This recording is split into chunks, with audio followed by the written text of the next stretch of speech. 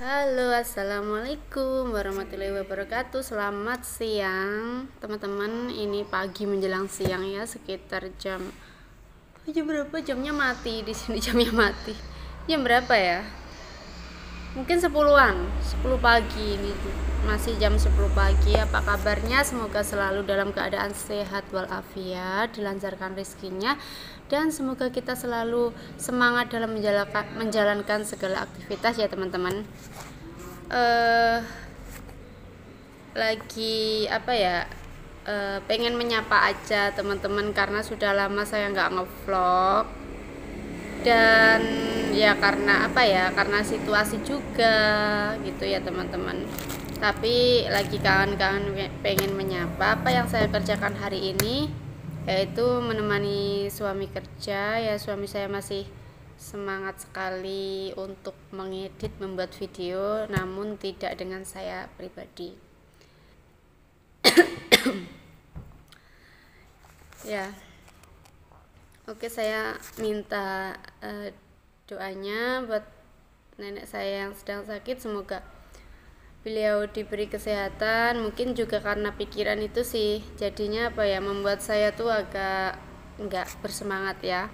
Tapi saya akan belajar di sini untuk menghipnotis pikiran saya sendiri bahwa saya juga harus punya semangat gitu, biar bisa menyemangati juga apa semuanya ya, teman-teman semuanya yang mungkin juga mengalami hal seperti saya ini, banyak pikiran dan sebagainya.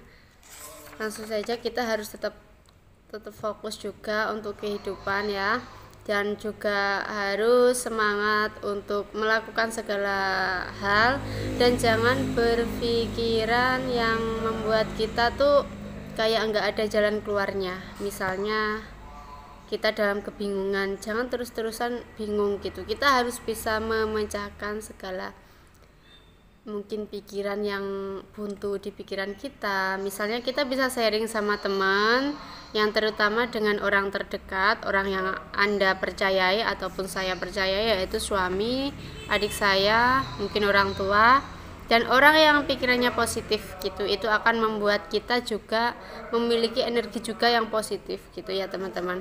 Oke, hari ini saya akan membacakan 3 langkah menuju sukses atau menyiapkan yang terbaik. Kita belajar bersama ya. Ketahui apa yang Anda inginkan, bukan yang tidak Anda inginkan. Penting bagi Anda untuk tahu dengan jelas apa yang Anda inginkan dari percakapan tersebut. Dalam bab ini kami telah menekankan betapa pentingnya mengetahui apa yang Anda inginkan, bukan apa yang tidak Anda inginkan. Situasi yang sulit memang biasanya memancing Anda untuk memikirkan sesuatu yang tidak diinginkan gitu ya. Anda fokus pada hal-hal negatif dalam situasi sulit ini. Nah, itu yang saya alami juga, mungkin juga teman-teman kalau kita bisa mencerna dari bacaan buku ini ya, kita belajar bareng, itu pasti akan ada manfaatnya gitu. Oke, langsung saja. Masalahnya, selama Anda fokus pada hal-hal negatif, maka itulah yang akan Anda peroleh. Karena itulah yang sedang menjadi fokus Anda. Jadi kalau kita berpikiran negatif terus ya itu nanti kita akan nggak mungkin kita mendapatkan mungkin pemecahan yang positif ataupun jalan yang lebih positif lagi. Enggak, kita pasti akan mendapatkan hasil yang negatif juga, karena kita sering mengolah pikiran kita dan membiarkan pikiran negatif itu masuk ke dalam pikiran kita terus-terusan ya. Karena itulah yang sedang menjadi fokus Anda. Jadi Anda harus mengubah fokus Anda, dan itu berarti Anda perlu meluangkan waktu untuk memikirkan apa yang sesungguhnya Anda inginkan sebelum terlibat dalam percakapan. Sebaiknya ambil selangkah lebih maju di sini dan tuliskan. Pastikan bahwa Anda merumuskannya secara positif. Catatlah perbedaan antara kedua hasil dari pikiran positif dan negatif tersebut ya. Saya ingin ia memahami perasaan saya tentang masalah itu dan membuatnya sadar bahwa perilakunya sangat menjengkelkan saya. Saya ingin agar ia memahami apa yang saya inginkan, agar komunikasi ini berjalan lancar. Sebagai lawan dari saya, tidak mau ia mengabaikan saya lagi, dan saya tak mau ia terus membuat saya jengkel.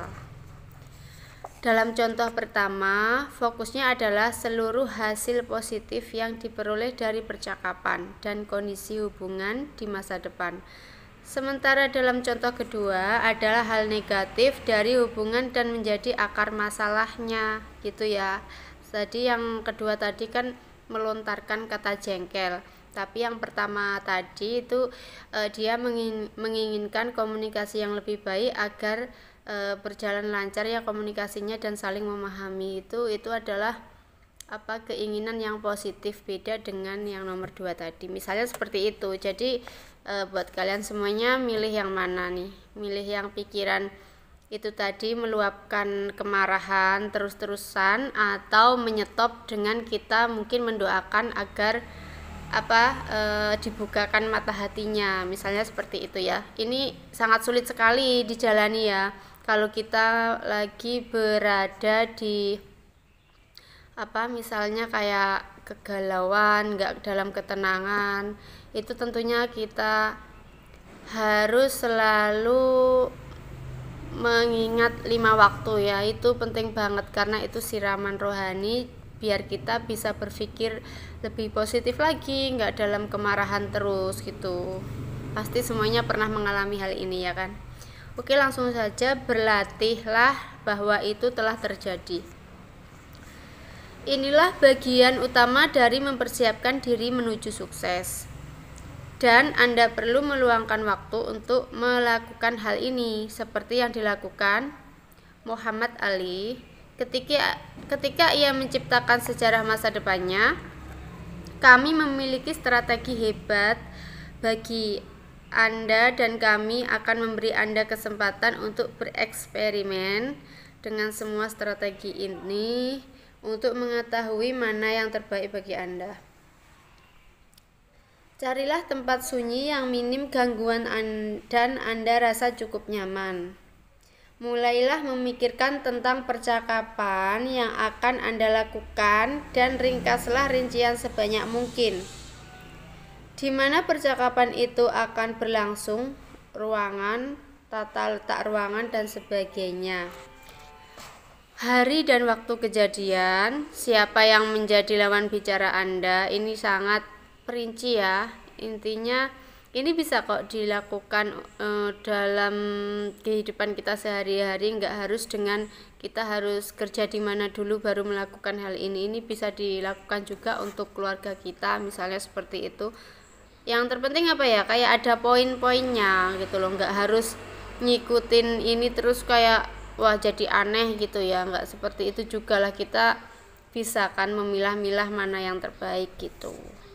Siapa yang akan menjadi lawan bicara Anda, apa yang akan Anda lakukan sebelum percakapan, dan bagaimana posisi Anda berdua jika Anda lebih, maka bawalah orang lainnya juga di dalam ruangan. Nah, ini banyak banget ya menurut aku orangnya tuh tipe yang gini. Biasanya saya melihat dan membaca, jadi saya gini ya, membaca nggak dengan buku juga. Kadang kalau buku kayak gini saya harus meluangkan waktu yang benar-benar hati saya pengen membaca. Tapi biasanya sekarang kan banyak juga tuh di IG ataupun Facebook kata-kata mutiara yang seperti motivasi seperti itu kan. Itu menurut saya senang banget membaca hal itu, apalagi kalau pas dengan situasi kita gitu, situasi kita dan kita butuh dorongan ataupun semangat untuk membenarkan ataupun oh ya gitu loh, oh ya ini yang aku lakukan ini salah gitu ya dari kata-kata tersebut. Misalnya kayak gini, lebih baik memaafkan, mungkin berdamai dengan masa lalu, biar masa depan kita menjadi lebih baik gitu, tanpa bayang-bayang masa lalu, misalnya kayak gitu. Itu kalau diterapkan memang benar-benar ada manfaatnya. Jadi kita bisa mungkin move on dari semua kejadian yang nggak mengenakan, terus kita belajar menata hati kita itu dari semua kata-kata itu. Misalnya kayak di IG ya, biasanya banyak yang nggak perlu kita menunjukkan kebaikan, sementara orang lain tidak akan melihatnya itu setelah mungkin mengetahui satu kejelekan dari 1000 kebaikan kita gitu. Nah, itu motivasi juga bahwa kita melakukan sesuatu hal yang menurut kita mungkin baik, tapi orang yang memang sudah nggak suka dengan kita gitu kan akan melihat apapun yang kita lakukan itu kurang menarik gitu ya buat mereka, kayak nggak berfaedah ataupun nggak kayak kayak mengganggu banget pandangan dari orang tersebut. Jadi tugas kita itu yaitu aja ya, kita sebagai orang yang mungkin punya cara pikir yang pengen hidup tenang, misalnya kayak gitu, hidup tenang, melakukan kebaikan, lakukanlah gitu. Nggak perlu kita menanyakan kanan kiri, oh ini kalau aku melakukan hal seperti ini bakal seneng nggak usah tanya seperti itu ya, nggak usah banyak keraguan. Yang terpenting lakukan apa yang kamu bisa, dan kamu bisa menghadapi hal itu dengan lebih tenang, lebih tulus gitu ya. Kalaupun nggak dinilai itu baik atau gimana, ya udah nggak usah dipikirkan gitu. Yang terpenting kamu bisa seperti seperti menguatkan diri sendiri gitu loh, bahwa lakukanlah terus apa yang menurut kamu baik, jangan berhenti kalau orang lain menganggap apa yang kamu lakukan kebaikan itu tidak ada artinya. Jangan menunggu dinilai orang, gitu aja ya. Jadi oke teman-teman, terima kasih yang sudah mendengarkan saya. Saya muncul di sini karena saya lama banget nggak menyapa dan kurang bergairah untuk menyampaikan untuk nongol di depan kamera gitu. Saya pengen terus melihat kalian semuanya gitu. Saya senang melihat orang yang selalu semangat, itu membuat saya lebih semangat juga. Maka itu poin dari ini adalah bahwa hal positif itu bisa akan menular kalau kita punya keinginan juga yang positif gitu ya. Jadi dekatlah dengan yang positif aja gitu. Kalau kamu masih mentalnya intinya kayak nggak bisa menghandle gitu ya, jadi jangan dekat-dekat dengan yang negatif, takutnya nanti ketularan juga yang negatif gitu. Kita harus bisa, istilahnya di saat kita lagi